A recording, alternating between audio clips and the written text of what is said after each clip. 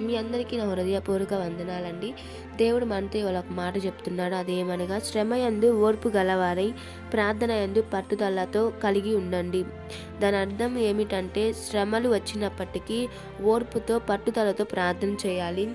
కొంతమంది శ్రమలు వచ్చినప్పటికి కూడా ప్రార్థన ఇంకెందుకులే, దేవుడు నా ప్రార్థన ఆలకించట్లేదులే అని ప్రార్థన చేయరు. లేట్ అయినా పర్లేదండి, దేవుడు నీకు గొప్ప కార్యాలు అద్భుతాలు చేయునుగాక. మనందరికీ తెలుసు, దేవుని కార్యములు ఆశ్చర్యముగా ఉంటాయి, అది అందరికీ తెలుసు.